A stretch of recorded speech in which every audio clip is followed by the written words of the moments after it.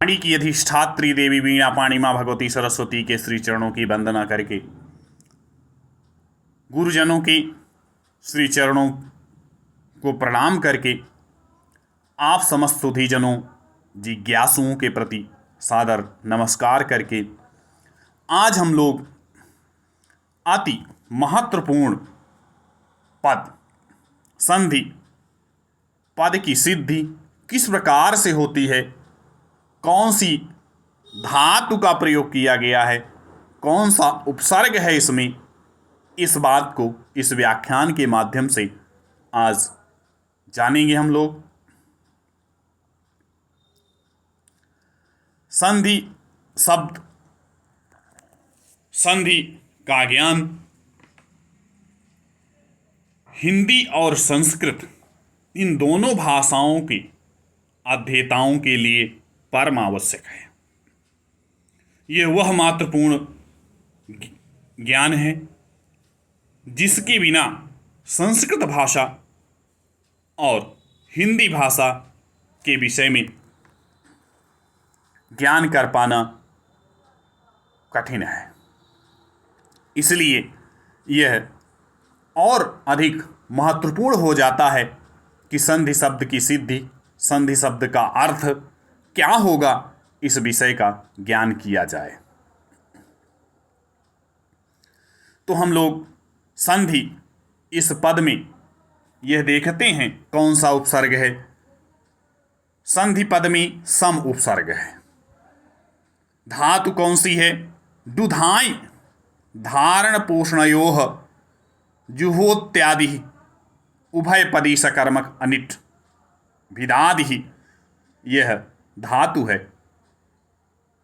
धा धातु से भाव अर्थ में की प्रत्यय करने पर यह शब्द निष्पन्न होता है। तो सम, दुधाई और की, सम है उपसर्ग, दुधाई धातु है और की प्रत्यय है। इसको क्रमशः हम लोग देखेंगे। तो सम उपसर्ग से दुधाई प्रत्यय, दुधाई धातु, सॉरी प्रत्यय नहीं है, दुधाई धातु है। तो दुधाई यह धातु से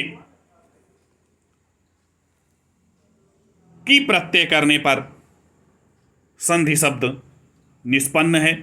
तो सम उपसर्ग दुधाई धातु से जैसे ही सम उपसर्ग आया और दुधाई धातु के रूप में प्रयुक्त हुआ, तो जैसे धातु के रूप में प्रयुक्त हुआ, तो चूंकि यह उपदेश है, इसलिए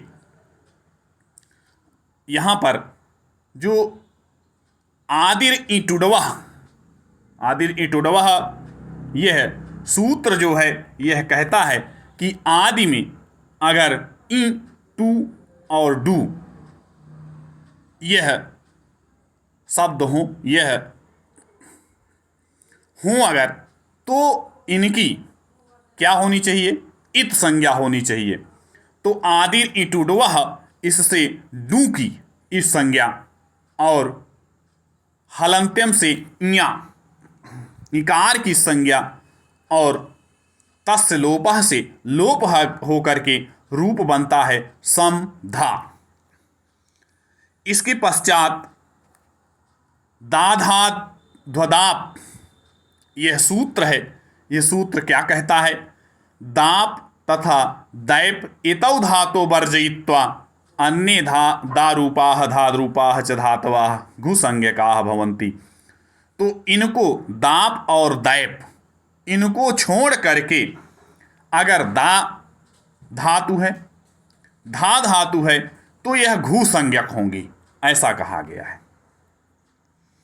तो यहाँ पर धा है, इसलिए इसकी घु संज्ञा होती है। और धा की जैसे ही घु संज्ञा हुई, वैसे ही सूत्र आ गया उपसर्गे घोह की। इससे भावे अकर्तरि चकार के इति वर्तते। अकर्तरि भाव अर्थ में जो उपसर्ग के उपपद रहते घुसंग के भ्या धातुभ्य की प्रत्ययो भवति।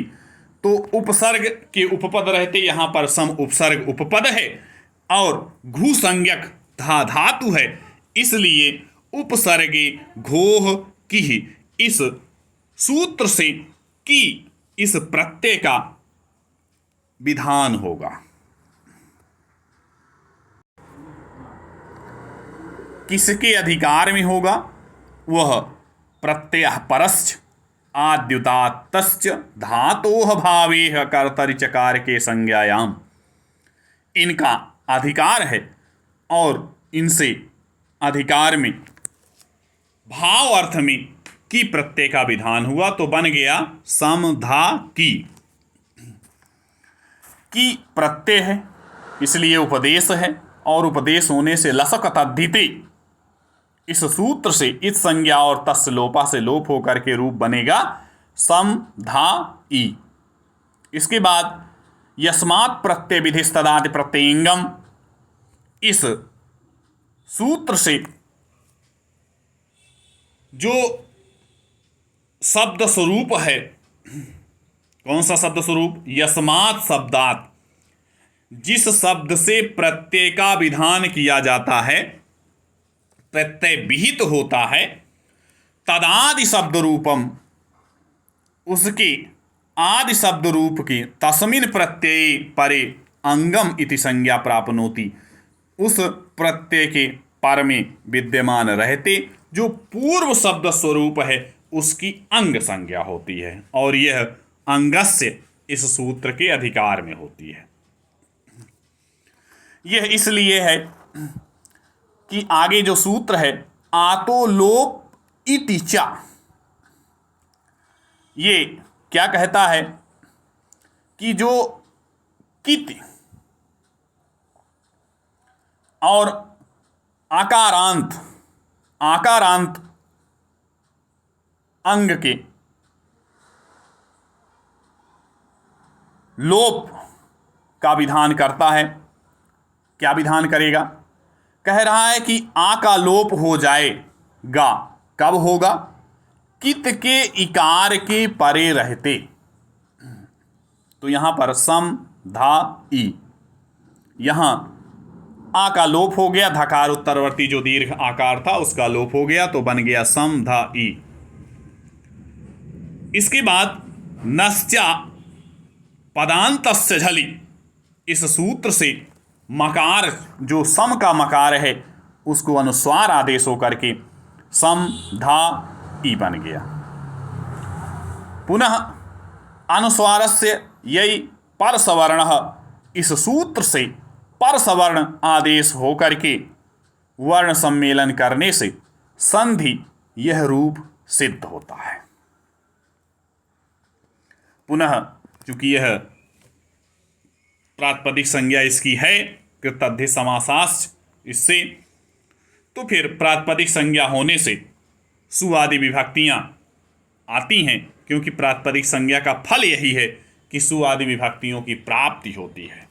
तो इसलिए स्वादि विभक्तियां आएंगी और उन्हें रुत्व विसर्गाधिकारी होकर के संधि यह पद सिद्ध हो जाएगा। अब यह नित्य पुल्लिंग है, क्योंकि यहाँ पर की प्रत्ययांत है। जितने भी की प्रत्ययांत संस्कृत भाषा में प्राप्त हैं उन सब में पुल्लिंग या वह सब पुल्लिंग में ही विहित होते हैं।